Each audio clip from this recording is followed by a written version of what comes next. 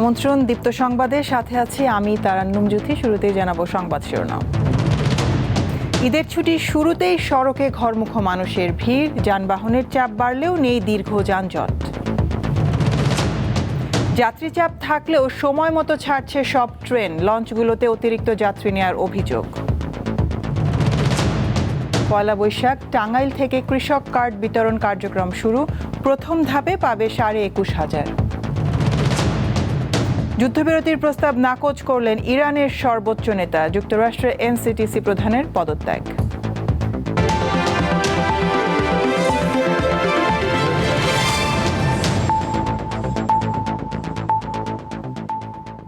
পবিত্র ঈদ উল ফিতর উপলক্ষে 7 দিনের সরকারি ছুটি শুরু হয়েছে আজ মঙ্গলবার। ফলে রাজধানী ছাড়তে শুরু করেছেন কর্মজীবীরা। রাজধানী ও রাজধানীর আশপাশের পোশাক কারখানাগুলোতেও ছুটি শুরু হয়েছে। এজন্য রাজধানীর বিভিন্ন আন্তজেলা বাস টার্মিনাল এবং সাভার এবং গাজীপুরের চন্দ্রা ও জয়দেবপুর সহ বিভিন্ন পয়েন্টে যাত্রীর বাড়তি চাপ দেখা গেছে। সড়কেও বেড়েছে যানবাহনের সংখ্যা। এতে সড়ক মহাসড়কে ধীর গতিতে যানবাহন চলতে দেখা গেছে, তবে কোথাও দীর্ঘ যানজট সৃষ্টি হয়নি। মঙ্গলবার ভোর থেকে মুন্সিগঞ্জের লৌহজং উপজেলার মাওয়া টোল প্লাজা এলাকায় যানবাহনের চাপ বাড়লেও টোল পরিশোধে বেশি সময় ধরে অপেক্ষা করতে হয়নি। তবে ঈদ যাত্রায় প্রভাব ফেলেছে জ্বালানি সংকট। অনেক পাম্পেই তেল নেই, আবার তেল থাকা পাম্পে দীর্ঘ লাইন দেখা গেছে। সাভারে অতিরিক্ত ভাড়া আদায় করায় 2টি বাস কাউন্টারকে 10,000 টাকা জরিমানা করেছে ভ্রাম্যমাণ আদালত।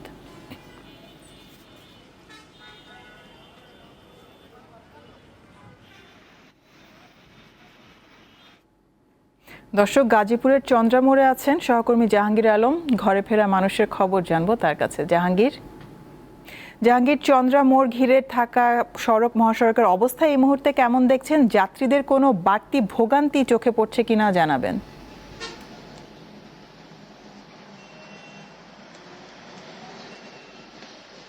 জি জ্যোতি, আমরা কিন্তু সকাল থেকে ঢাকা টাঙ্গাইল মহাসড়কের এই চন্দ্রা মোড়ে রয়েছে এবং চন্দ্রা মোড়ে দুপুরের পর থেকে দীর্ঘ সারিতে যানবাহন চলাচল করেছে। কিছু সময় যান চলাচল স্বাভাবিক ছিল, অর্থাৎ মাগরিবের পর থেকেই কিছুটা স্বাভাবিক হয়ে যায় এবং দীর্ঘ সারিতে যানবাহন যানজট দেখা যায়নি। তবে মাগরিবের পর থেকেই কিন্তু আস্তে আস্তে যানবাহনের আধিক্য দেখা যায় এবং ঢাকার মহাসড়ক চন্দ্রা থেকে জয়দেবপুরের দিকে এবং সাবান্ন বিনোদের অংশে প্রায় নন্দন পার্ক পর্যন্ত প্রায় 2.5 কিলোমিটার এলাকায় কিন্তু দীর্ঘ সারিতে থেমে থেমে যানবাহন এই মুহূর্তে চলছে। আপনি নিশ্চয়ই দেখতে পাচ্ছেন যে চন্দ্রা মোড় থেকে যে টাঙ্গাইলের দিকে যে রুটটি রয়েছে, সেই রুটে মাঝখান দিয়ে যে লাইনটি রয়েছে সেটি জয়দেবপুর থেকে যানবাহন আসছে এবং পাশেই ঢাকা থেকে অর্থাৎ নবীনগর হয়ে যে যানবাহনগুলো আসছে এখানে কিন্তু এসেই জটলা লেগে যাচ্ছে। পাশাপাশি চন্দ্রা মোড় থেকে টাঙ্গাইলের দিকে কালিয়াকুর বাইপাস হাইটেক পার্ক পর্যন্ত যেখানে খারাজোড়া নামক স্থান রয়েছে, এখানে কিন্তু হাজার হাজার যাত্রী অপেক্ষা করছে তাদের নির্দিষ্ট গন্তব্যে যাওয়ার জন্য। কিন্তু যানবাহনের সংখ্যা কম থাকার কারণে তাদের ভোগান্তি পোহাতে হচ্ছে, কেননা আগে ভাগেই যারা বাসের টিকিট কেটেছেন তারা কিন্তু নির্দিষ্ট বাসে উঠতে পারছেন এবং যাদের টিকিট নেই তারা কিন্তু বিভিন্ন যানবাহনের সাথে ভাড়া নির্ধারণ করে যেতে হচ্ছে, অর্থাৎ অতিরিক্ত ভাড়া দিয়ে যেতে হচ্ছে। এবং পরিবহনগুলো জানিয়েছেন যে তারা কিন্তু ভাড়া নিতে বাধ্য হচ্ছেন, কেননা বিভিন্ন পাম্পে তেল আনতে তাদের ভোগান্তি পোহাতে হচ্ছে পরিবহনদের মালিক এবং শ্রমিকদের। তারা দীর্ঘ লাইনে দাঁড়িয়ে থেকে তেল নিয়ে আসছে, তারপরেও প্রয়োজনীয় সংখ্যক পরিমাণ তেল কিন্তু তাদের দেওয়া হচ্ছে না। এবং এই মহাসড়ককে ঘিরে আসলে আইনশৃঙ্খলা বাহিনীর সদস্যরা কিন্তু তৎপর রয়েছে এবং ঢাকা ময়মনসিংহ বা ঢাকা টাঙ্গাইল মহাসড়কে 4 শতাধিক অতিরিক্ত পুলিশ মোতায়েন করা হয়েছে, যাতে নির্দিষ্ট স্থানে কোনো যানবাহন থামিয়ে না থাকতে পারে এবং ধীরগতিতে চলাচল করতে পারে। চলাচল যাতে কোনোভাবে বন্ধ না হয়, যাত্রীদের ভোগান্তির পোহাতে না হয়, এজন্য তারা দায়িত্ব পালন করছে। তবে যাত্রীদের ভোগান্তি কিন্তু আমরা দেখতে পেয়েছি, দুপুরের পর থেকেই হাজার হাজার যাত্রী পায়ে হেঁটে যাচ্ছে, অর্থাৎ কাছাকাছি যাওয়ার জন্য যে পরিবহনগুলো রয়েছে সেই পরিবহনগুলো ঠিক মতো কিন্তু পাচ্ছে না। যেখানে 50 টাকার ভাড়া সেখানে 1 থেকে 150 টাকা ভাড়া দিতে হচ্ছে এবং কিছু সংখ্যক অটো রিক্সা চলাচল করলেও অতিরিক্ত ভাড়া দেওয়া হচ্ছে। তবে যাত্রীদের নির্বিঘ্নে পাঠানোর জন্য আইনশৃঙ্খলা বাহিনীর তৎপরতা বেশ লক্ষ্য করা গেছে এবং চাঁদাবাজি এর কোনো খবর পায়নি। আইনশৃঙ্খলা বাহিনীর সদস্যরা চেষ্টা করছে তাদের কোনোভাবে যাত্রীদের হয়রানি হতে না হয়। জ্যোতি। জাহাঙ্গীর, আপনাকে ধন্যবাদ আমাদের সাথে যুক্ত হওয়ার জন্য। আমরাও যাত্রীদের ঈদ যাত্রা নির্বিঘ্ন এবং নিরাপদ প্রত্যাশা করছি। নিরাপদ বাহন হিসেবে অনেকেরই পছন্দ রেল, তাই ঈদ যাত্রায় ট্রেনে করে অনেকেই বাড়ি ফিরছেন। আগে থেকে অনলাইনে টিকিট কাটা এবং ঝামেলাহীন ভ্রমণ করতে পেরে সন্তুষ্ট যাত্রীরা। বাসে দেখা গেছে এর ভিন্ন চিত্র। কিছু যানবাহনে বাড়তি ভাড়া নেওয়ার অভিযোগ করেছেন যাত্রীরা। ঈদের বাকি মাত্র কদিন, পরিবার পরিজনের সাথে ঈদ করতে ঢাকা ছাড়ছেন নগরবাসী। ছুটির প্রথম দিনে রেলপথে যাত্রীর বেশ চাপ দেখা গেছে। নির্ধারিত সময়ের আগেই প্ল্যাটফর্মে ট্রেনের অপেক্ষায় ছিলেন তারা। কেউ ঈদ করতে যাচ্ছেন নিজের বাড়ি, আবার কেউ যাচ্ছেন নানা দাদা বাড়িতে ঈদ উদযাপন করতে। অনেকদিন পর আপনজনের সাথে উৎসবে মেতে ওঠার কথা জানান তারা।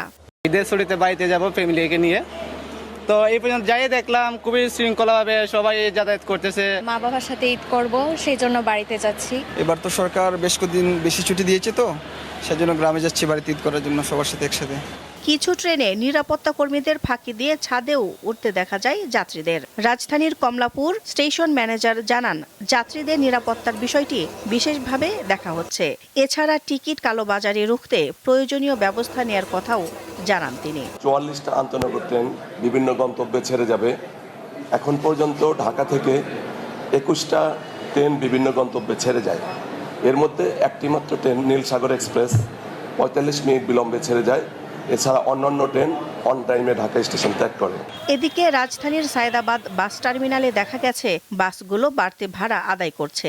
যাত্রীদের অভিযোগের বিষয়ে জানতে চাইলে অস্বীকার করেন বাস সংশ্লিষ্টরা। আমরা সবসময় যাই এমনি ধরেন মানে 200, 250, 300, এখন সেটা চাইলো 500 টাকা।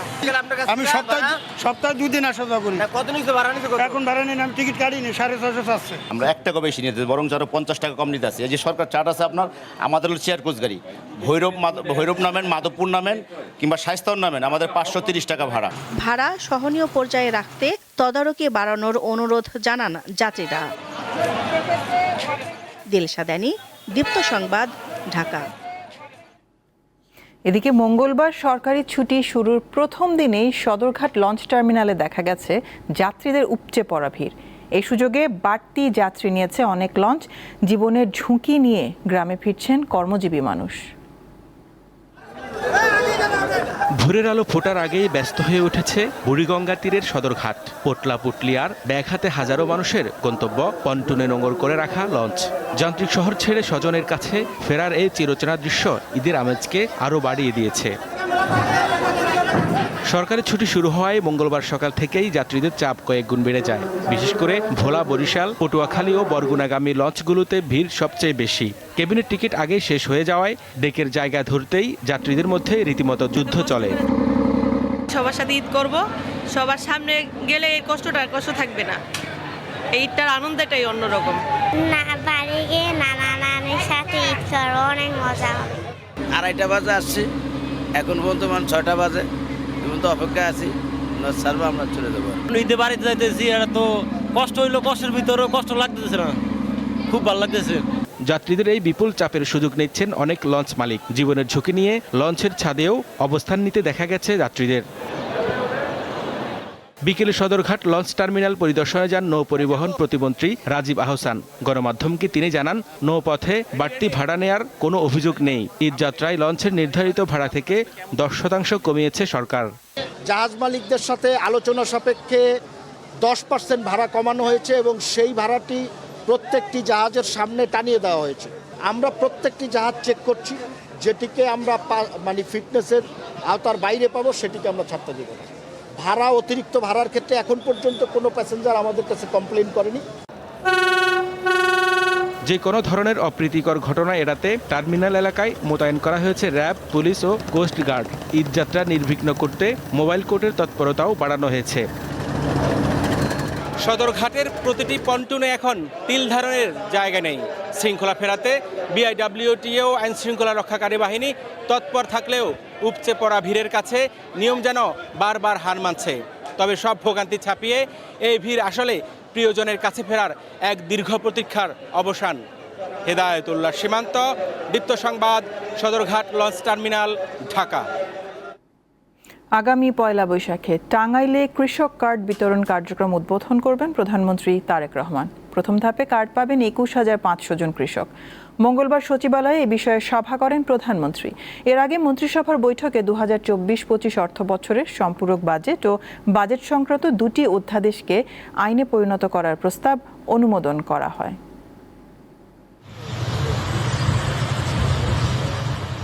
সরকারি ছুটির দিন মঙ্গলবার সচিবালয়ে ব্যস্ত সময় কাটান প্রধানমন্ত্রী তারেক রহমান। বেলা ১১টার দিকে সচিবালয়ে যান তিনি। এদিন দুপুরে প্রধানমন্ত্রীর সভাপতিত্বে মন্ত্রিপরিষদের বৈঠক অনুষ্ঠিত হয়। এতে অংশ নেন মন্ত্রী, প্রতিমন্ত্রী সহ সংশ্লিষ্টরা। বৈঠকে ঈদের ছুটিতে আইনশৃঙ্খলা পরিস্থিতি, বাজার ব্যবস্থাপনা ও জ্বালানি সহ বিভিন্ন খাতের অস্থিরতার নিরসনের নির্দেশনা দেন সরকার প্রধান।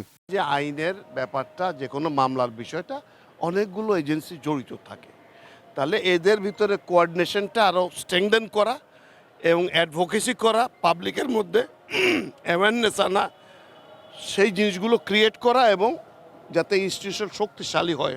মন্ত্রিপরিষদ সচিব জানিয়েছেন, সভায় সম্প্রতি দেশের বিভিন্ন অঞ্চলে শিলাবৃষ্টি ও আকস্মিক বন্যায় ক্ষতিগ্রস্ত মানুষকে সহায়তার জন্য কৃষি ও দুর্যোগ ব্যবস্থাপনা মন্ত্রণালয় ও ত্রাণ মন্ত্রণালয়কে নির্দেশ দিয়েছেন প্রধানমন্ত্রী। এছাড়া বাজেট সংক্রান্ত দুটি অধ্যাদেশ আইনে পরিণত করার প্রস্তাবে অনুমোদন দিয়েছে মন্ত্রিসভা। কৃষি এবং ত্রাণ মন্ত্রণালয়কে একযোগে কাজ করার জন্য নির্দেশ দেওয়া হয়েছে। তারা এই ছুটির ভিতরে এগুলো তৈরি করে প্যাকেজেস, সরবরাহ প্যাকেজ অলরেডি জেলা প্রশাসকদেরকে বলা হয়েছে, যেগুলো আছে তাদের কাছে হাতে সেগুলো দিয়ে দিতে। প্রধানমন্ত্রীর সভাপতিত্বে কৃষক কার্ডের অগ্রগতি নিয়েও বৈঠক হয়। এতে পহেলা বৈশাখ কৃষক কার্ড কার্যক্রম উদ্বোধন করার সিদ্ধান্ত নেওয়া হয়। টাঙ্গাইল সদরে এই কর্মসূচির উদ্বোধন করবেন প্রধানমন্ত্রী তারেক রহমান। সেদিন মোট 11 উপজেলায় একযোগে এই কার্যক্রম শুরু হবে। প্রথম ধাপে ২১,৫০০ কৃষকের কাছে মোবাইল ব্যাংকিংয়ের মাধ্যমে অর্থ সহায়তা পৌঁছে দেওয়া হবে। সর্বদা আমরা এই ঈদ উপলক্ষে জনস্বার্থে, জনগণের প্রয়োজনে সবসময় কথা বলেছি, পাশে থেকেছি। এখন তো আরও দায়িত্ব নিয়েই পাশে থাকবো ইনশাল্লাহ। এদিন ঢাকার মশক নিধন ও পরিচ্ছন্নতা নিয়ে প্রধানমন্ত্রীর সঙ্গে বৈঠক করেন 2 সিটি কর্পোরেশনের প্রশাসকরা। পরে তারা জানান, কর্পোরেশনের পাশাপাশি ব্যক্তি সচেতনতা বাড়াতে হবে এবং আমরা চেষ্টা চালিয়ে যাচ্ছি প্রতিনিয়ত মনিটরিং করে। রুবায়েত হাসান, দীপ্ত সংবাদ, ঢাকা। ইরান যুদ্ধ প্রসঙ্গ। ইরাকের রাজধানী বাগদাদে অবস্থিত মার্কিন দূতাবাস লক্ষ্য করে বড় ধরনের ড্রোন ও রকেট হামলা চালানো হয়েছে বলে জানিয়েছেন দেশটির কর্মকর্তারা। এছাড়া বাগদাদের জাদ্রিয়া এলাকায় শিয়া মিলিশিয়াদের আস্তানায় বিমান হামলায় অন্তত 2 জন নিহত হয়েছে। যুদ্ধের 18তম দিনেও ইরানের রাজধানী তেহরান, শিরাজ এবং তাবরিজে বড় পরিসরে হামলা চালাচ্ছে ইসরায়েল। জবাবে উপসাগরীয় অঞ্চলগুলোতেও ইসরায়েলে ড্রোন, ক্ষেপণাস্ত্র হামলা চালাচ্ছে তেহরান। গুরুত্বপূর্ণ সমুদ্রপথ হরমুজ প্রণালীতে নিরাপত্তার জন্য বিভিন্ন দেশকে সহযোগিতার আহ্বান জানিয়েছেন মার্কিন প্রেসিডেন্ট ডোনাল্ড ট্রাম্প। তবে বেশিরভাগ দেশ থেকেই ইতিবাচক সাড়া পাননি তিনি। এদিকে মধ্যস্থতাকারীদের মাধ্যমে পাঠানো যুদ্ধবিরতির প্রস্তাব প্রত্যাখ্যান করেছেন ইরানের নতুন সর্বোচ্চ নেতা আয়াতুল্লাহ মুজতাবা খামেনি। আর ইরান যুদ্ধের প্রতিবাদে যুক্তরাষ্ট্রের ন্যাশনাল কাউন্টার টেররিজম সেন্টার সিটিটিসির প্রধান জো কেন্ট পদত্যাগ করেছেন। ইসরায়েলের প্রতিরক্ষা মন্ত্রী ইসরায়েল কাটস দাবি করেছেন, তাদের হামলায় ইরানের জাতীয় নিরাপত্তা প্রধান আলী লারিজানি নিহত হয়েছেন। একই হামলায় ইরানের বাসিজ ইউনিটের কমান্ডার গোলাম রেজা সোলাইমানিও নিহত হয়েছেন বলে দাবি করা হচ্ছে।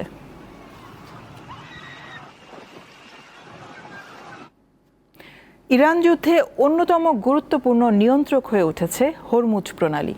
এখনও এই জলপথ ইরানের নিয়ন্ত্রণে থাকায় ইসরায়েল ও যুক্তরাষ্ট্র যুদ্ধে আধিপত্য দেখাতে ব্যর্থ হচ্ছে। এমনকি এই প্রণালী দিয়ে জাহাজ চলাচল নির্বিঘ্ন রাখতে মিত্র দেশগুলোর সাহায্য চেয়েও ব্যর্থ হয়েছে ট্রাম্প প্রশাসন। যুক্তরাষ্ট্র ও ইসরায়েলের হামলা ও সর্বোচ্চ নেতা খামেনিকে হত্যার জবাবে গুরুত্বপূর্ণ আন্তর্জাতিক নৌপথ হরমুজ প্রণালীতে বাণিজ্যিক জাহাজ চলাচল নিয়ন্ত্রণ করছে ইরান। ওই নৌপথ দিয়ে যুক্তরাষ্ট্র ও ইসরায়েলের কোনো জাহাজ যেতে পারবে না বলেও হুঁশিয়ারি দিয়েছে তেহরান। এমন পরিস্থিতিতে হরমুজ প্রণালী ইস্যুতে মিত্র দেশগুলোকে যুদ্ধজাহাজ ও নৌসেনা পাঠানোর আহ্বান জানিয়েছেন মার্কিন প্রেসিডেন্ট ডোনাল্ড ট্রাম্প। এক্ষেত্রে সামরিক জোট ন্যাটোর ভূমিকা প্রত্যাশা করেন তিনি। তবে ট্রাম্পের আহ্বানে বিরূপ প্রতিক্রিয়া জানিয়েছে বিভিন্ন দেশ। বেশিরভাগ দেশ থেকে ইতিবাচক সাড়া পাচ্ছেন না ট্রাম্প। অনাগ্রহী দেশগুলোর মধ্যে এমন কিছু দেশ আছে যাদের যুক্তরাষ্ট্র বহু বছর ধরে সাহায্য করেছে বলেও অভিযোগ করেছেন মার্কিন প্রেসিডেন্ট।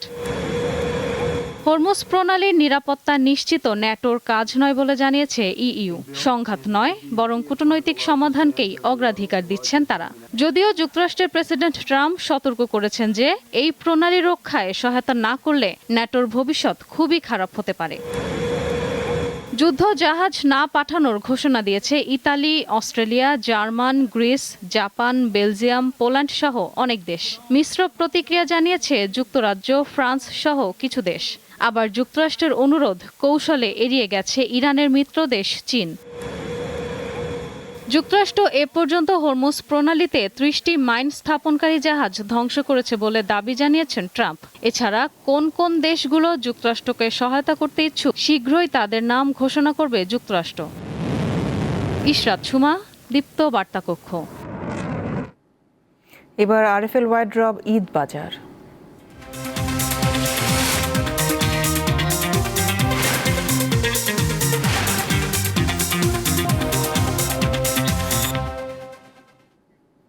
সিল্ক মানেই রাজশাহী। রেশমের বাহারি শাড়ি, থ্রি পিস ও পাঞ্জাবি এই অঞ্চলের ঐতিহ্যের প্রতীক।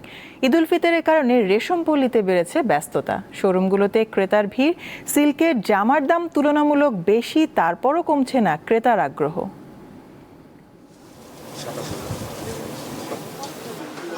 রাজশাহীর জলবায়ু রেশম চাষের উপযোগী হওয়ায় ১৯০৫ সাল থেকে এই অঞ্চলে ব্যাপক হারে রেশম চাষ শুরু হয়। জেলার ভোলাহাটে উৎপাদন হয় দেশের মোট রেশমের শতকরা ৭৫%। ব্রিটিশ আমল থেকেই রাজশাহী সিল্ক বস্ত্রের জন্য বিখ্যাত। ঈদ উল ফিতর ঘিরে রাজশাহীর বিভিন্ন সিল্ক শোরুমে শোভা পাচ্ছে বাহারি ডিজাইনের নতুন নতুন পোশাক। মেয়েদের থ্রি পিসের মধ্যে রয়েছে Andy silk, Balaka silk, muslin silk এবং হাতের কাজ করা পোশাক। এই জন্য প্রথমেই রাজশাহী সিল্ক মানেই একটা ঐতিহ্য, রাজশাহীর গর্ব আমাদের। আর সপুরা সিল্ক মানেই ঈদের বাজার। আর সিল্কের পোশাকটা আমাকে খুব ভালো লাগে। আমার পরিবারের সবাই সিল্কের পোশাক পছন্দ করে। শাড়ির মধ্যে soft silk, dupion silk, Andi silk, Balaka silk, tussar silk, muslin silk, raw silk ও কাতান সিল্ক এগুলো নারীদের পছন্দের তালিকায় শীর্ষে। এটা পরে আমরা আনন্দ বোধ করি, গর্ববোধ করি, স্বাচ্ছন্দ্য বোধ করি। পাঞ্জাবিগুলো খুব ভালো লাগে এবং আমার যে ছেলে আছে ছেলেদের জন্য আমি এই সিল্কের পাঞ্জাবি কিনি। ছেলেদের কাছে সিল্কের তৈরি পাঞ্জাবি ও ফতুয়ার চাহিদা বেশি। এটি মাথায় রেখে দোকানিরা পসরা সাজিয়েছেন। বিভিন্ন কোয়ালিটি এবং সিল্কের বিভিন্ন আইটেমের জন্য আমাদের প্রচুর কাস্টমারের চাহিদা পূর্ণ আমরা করতে পেরেছি বা আরও সামনের দিকে আরও করবো আর কি। মুসলিম সিল্কের পরে বেশ হাতের কারচুপি টচুপি এগুলো কাজ করেছিলাম আর কি, বেশ সাড়া পাইছি। রাজশাহী সিল্ক ২০২২ সালের ২৬ এপ্রিল জিআই পণ্যের আনুষ্ঠানিক স্বীকৃতি পায়। কামরুন নাহার, দীপ্ত বার্তা কক্ষ। ঈদকে সামনে রেখে চাহিদা বাড়ে দর্জির কাজের, তাই নিয়মিতদের পাশাপাশি অনেকেই যুক্ত হয়েছেন এই কাজে। সারা বছর অন্য কাজ করলেও ঈদের আগে বাড়তি আয়ের আশায় দর্জি বনে যান তারা। শুধু দর্জি নয়, অন্যান্য পেশাতেও ব্যস্ত সময় পার করছেন মৌসুমী কর্মজীবীরা। হারুনুর রশিদ, বাড়ি বরিশালে। নিয়মিত কাজ করেন বরিশালের একটি গরুর ফার্মে। কিন্তু ঈদের আগে বাড়তি আয় করতে প্রতি বছর ঢাকায় আসেন তিনি। এবারও তার ব্যতিক্রম হয়নি। ১০ রোজার পর ঢাকায় এসেছেন তিনি। কাজ করছেন নতুন বাজারের একটি সুপার শপের সামনে অস্থায়ী দর্জি হিসেবে। চাঁদরাত পর্যন্ত কাজ করার কথা জানান তিনি। মনে করেন ১০ রোজা কি ১২ রোজায় আমি আসি। ঈদে একটু খরচা বেশি, বাচ্চা কাচ্চা জামা কাপড় কেনা কাটা, তারপরে এমনি একটু ভালো ভালাই খাওয়া দাওয়া, এই জন্য আর কি এই পার্ট টাইমটা করি। হারুনুর রশিদের মতো আরো অনেকেই ঈদের আগে মৌসুমী কাজ করেন। তাদের একজন আক্কাস ও সাদ্দাম, তারাও অস্থায়ী দর্জির কাজ করছেন। ক্রেতাদের বড় সাইজের শার্ট, প্যান্ট ও পাঞ্জাবি ফিটিং করে রোজগার করছেন বাড়তি টাকা। বাড়িতে অন্য ব্যবসা আছে, আমার রাইস মিল আছে, গরুর ফার্ম আছে। আমার বাড়ি হচ্ছে নেত্রকোনা। আমি শুধু সিজনে আসি, আইসা ৫-৬ দিন কাজ করি। দৈনিক ৮,০০০-৯,০০০ টাকা কাজ করা যায়। চান পর্যন্ত কাজ করবো। কাটিং ফিটিংয়ের কাজ করি, প্যান্ট শার্ট, মহিলাদের জামা, থ্রি পিস, এগুলো দৈনিক 2000 2500 এরকম হয়। শুধু দর্জি হিসেবে নয়, বাড়তি আয় করতে বিভিন্ন রকম পেশা বেছে নিচ্ছেন সাধারণ মানুষ। কেউ রিকশা চালান, আবার কেউ হন খণ্ডকালীন কসাই। আলোয়ান খান, দীপ্ত সংবাদ, ঢাকা। এদিকে ঈদকে সামনে রেখে হবিগঞ্জ শহরে সক্রিয় হয়ে উঠেছে কিশোর গ্যাং। প্রকাশ্যে অস্ত্র নিয়ে মহড়া দিচ্ছে গ্যাংয়ের সদস্যরা। এতে ব্যবসায়ী ও শহরবাসীর মধ্যে আতঙ্ক বিরাজ করছে। প্রতিনিয়ত চুরি, ডাকাতি সহ বাড়ছে নানা অপরাধ। সামাজিক যোগাযোগ মাধ্যমে ছড়িয়ে পড়েছে এসব ভিডিও। স্থানীয়রা বলছে হবিগঞ্জ শহরে 3টি কিশোর গ্যাং সক্রিয়। এরা জড়িয়েছে নানা অপরাধে। শহরে বেড়েছে চুরি, ডাকাতি। গত 27 ফেব্রুয়ারি ভোরে শহরের রামকৃষ্ণ মিশন এলাকায় ডাকাতির ঘটনা ঘটে। এতে নিরাপত্তাহীনতায় ভুগছে সাধারণ মানুষ। ব্যবসায়ী ও শহরবাসীর মধ্যে দেখা দিয়েছে আতঙ্ক। প্রতিদিন প্রতি মুহূর্তে আমাদের এলাকায় ছোট ছোট পোলাপানে দেশীয় অস্ত্র নিয়ে বিভিন্ন রকম শুডাউন দিচ্ছে এবং বিভিন্ন এলাকায় প্রতিনিয়ত চুরি হচ্ছে। আইনশৃঙ্খলার কাছে দাবি জানাই যাতে এগুলোর ত্বরিত ব্যবস্থা নেওয়া হয়। সামাজিক দায়বদ্ধতা থেকে বিষয়গুলোকে দেখতে হবে। সচেতন মহল বলছে, গ্যাংয়ে ঢুকে কিশোররা বিপদগামী হচ্ছে। বাড়ছে অপরাধ প্রবণতা। অভিভাবকদের পাশাপাশি আইন শৃঙ্খলা রক্ষাকারী বাহিনীকে আরও সক্রিয় হওয়ার আহ্বান তাদের। একটা স্কুল পড়ুয়া, কলেজ পড়ুয়া বা বিশ্ববিদ্যালয় পড়ুয়া ছেলে সন্ধ্যার পরে সে রাস্তায় কেন আড্ডা মারবে? সে এইভাবে ঘুরবে কেন? তার ফ্যামিলি কি করে? আইন শৃঙ্খলা বাহিনী কি করে? কেউই তো কোনো দায়িত্ব নিচ্ছে না। তবে পুলিশ বলছে, অপরাধ নিয়ন্ত্রণে তাদের তৎপরতা অব্যাহত রয়েছে। কিশোর গ্যাং নির্মূল ও চুরি, ডাকাতি রোধে এরই মধ্যে বিশেষ অভিযান শুরু হয়েছে। ঈদ কেন্দ্রিক আমাদের সেই বিভিন্ন স্তরে নিরাপত্তা ব্যবস্থা, ট্রাফিক ব্যবস্থা সবকিছুই চালু রয়েছে এবং নগরবাসী অবশ্যই সুফল ভোগ করবে। আমরা থেমে নেই, থানা পুলিশ, জেলা পুলিশ সার্বক্ষণিক কাজ করছে। এখন পর্যন্ত কিশোর গ্যাংয়ের 4 সদস্যকে গ্রেফতার এবং 50 জনকে চিহ্নিত করে তালিকা তৈরি করেছে পুলিশ। দ্রুত সময়ের মধ্যেই কিশোর গ্যাংয়ের দৌরাত্ম্য নিয়ন্ত্রণ এবং শহরের আইন শৃঙ্খলা পরিস্থিতির উন্নতি হবে, এমনটাই প্রত্যাশা হবিগঞ্জবাসীর। সাদিয়া চৌধুরী, দীপ্ত, বার্তা কক্ষ। টাঙ্গাইল, লালমনিরহাট ও মুন্সিগঞ্জের সড়ক দুর্ঘটনায় অন্তত 7 জন নিহত হয়েছে। মঙ্গলবার টাঙ্গাইলের ধনবাড়িতে বাস ও সিএনজি সংঘর্ষে সিএনজি চালক সহ 3 জন নিহত হয়। নিহতরা হলেন সেনবাড়ি গ্রামের আলী আকবর, সরিষাবাড়ি উপজেলার বাঙালিপাড়া গ্রামের উমর ফারুক ও বাউসি পপুলার নিবাসী খোকন। লালমনিরহাটের পাটগ্রামের ট্রাক চাপায় শিশুসহ একই পরিবারের 3 জন নিহত হয়েছে। এছাড়া ঢাকা মাওয়া মহাসড়কে ট্রাক ও সিএনজির সংঘর্ষে মারা গেছে 1 জন। পুলিশ জানিয়েছে, দ্রুত গতির একটি ট্রাক নিয়ন্ত্রণ হারিয়ে বিপরীত দিক থেকে আসা একটি সিএনজিকে ধাক্কা দেয়। এতে সিএনজির এক যাত্রী ঘটনাস্থলেই নিহত হন। দুর্ঘটনার পর স্থানীয় লোকজন ট্রাক চালক জনিকে গণধোলাই দিলে তিনি আহত হন। পরে তাকে সিরাজদিখান উপজেলা স্বাস্থ্য কমপ্লেক্সে ভর্তি করা হয়। জাতীয় চলচ্চিত্র পুরস্কারপ্রাপ্ত বিশিষ্ট অভিনেতা শামস সুমন মারা গেছেন। মঙ্গলবার সন্ধ্যা 6:45 রাজধানীর একটি বেসরকারি হাসপাতালে হৃদযন্ত্রের ক্রিয়া বন্ধ হয়ে তার মৃত্যু হয়। একসময় টিভি নাটকের ব্যস্ততম অভিনেতা শামস সুমন। মঞ্চ থেকে শুরু করে ছোট পর্দা এবং বড় পর্দা দাপিয়ে বেরিয়েছেন তিনি, কিন্তু সাম্প্রতিককালে তাকে টেলিভিশন নাটকে দেখা যায়নি।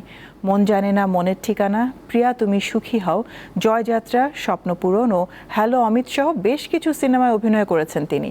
2008 সালে স্বপ্নপূরণ চলচ্চিত্রে অভিনয় করে জাতীয় চলচ্চিত্র পুরস্কার পান শামস সুমন।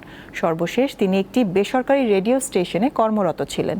বুধবার সকালে চ্যানেল আই প্রাঙ্গণে জানাজা এবং সন্ধ্যায় রাজশাহীতে পারিবারিক কবরস্থানে তাঁকে দাফন করা হবে। আফগানিস্তানের রাজধানী কাবুলে পাকিস্তানের বিমান হামলায় কমপক্ষে 400 জন নিহত হয়েছে বলে জানিয়েছে তালেবান সরকার। এই ঘটনায় আহত হয়েছে আরও প্রায় 250 জন। কাবুলের একটি হাসপাতালে স্থানীয় সময় সোমবার রাত 9টায় এই হামলা চালানো হয়।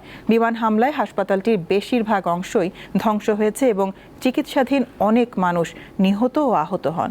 হতাহতদের সবাই বেসামরিক নাগরিক বলে জানিয়েছেন তালেবান কর্মকর্তারা। তবে আফগানিস্তানের এই অভিযোগকে অস্বীকার করেছে পাকিস্তান সরকার। দ্বিতীয় টি-20তে সাউথ আফ্রিকাকে 68 রানে হারিয়ে সিরিজে সমতায় ফিরেছে নিউজিল্যান্ড। হ্যামিল্টনে টস জিতে নিউজিল্যান্ডকে ব্যাটিংয়ের আমন্ত্রণ জানায় সাউথ আফ্রিকা। ওপেনার ডেভন কনওয়ের 60 রানের সুবাদে নির্ধারিত 20 ওভারে 6 উইকেট হারিয়ে 175 রান তোলে নিউজিল্যান্ড। এছাড়া নিক কেলি 21 এবং অধিনায়ক মিশেল সান্টনার করেন 20 রান। সাউথ আফ্রিকার মুলডার নেন 2 উইকেট। জবাবে 15 ওভার 3 বলে 107 রান তুলতেই সবগুলো উইকেট হারায় সাউথ আফ্রিকা। সর্বোচ্চ 33 রান করেন জর্জ লিন্ডে। নিউজিল্যান্ডের বেন সিয়ার্স ও লকি ফার্গুসন নেন 3টি করে উইকেট।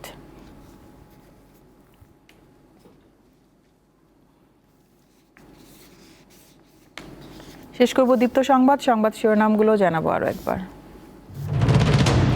ঈদের ছুটির শুরুতেই সড়কে ঘরমুখ মানুষের ভিড়, যানবাহনের চাপ বাড়লেও নেই দীর্ঘ যানজট। যাত্রী চাপ থাকলেও সময় মতো ছাড়ছে সব ট্রেন, লঞ্চগুলোতে অতিরিক্ত যাত্রী নেওয়ার অভিযোগ। পয়লা বৈশাখ টাঙ্গাইল থেকে কৃষক কার্ড বিতরণ কার্যক্রম শুরু, প্রথম ধাপে পাবে 21,500। যুদ্ধবিরতির প্রস্তাব নাকচ করলেন ইরানের সর্বোচ্চ নেতা, যুক্তরাষ্ট্রে এনসিটিসি প্রধানের পদত্যাগ। এ ছিল এখনকার মতন। আমি তারান্নুম জ্যোতি বিদায় নিচ্ছি। দর্শক আরও তথ্য বিনোদনের সংবাদ জানতে যুক্ত থাকুন দীপ্ত টিভি ডিজিটাল প্ল্যাটফর্মগুলোতে। এতক্ষণ সাথে থাকার জন্য ধন্যবাদ সবাইকে।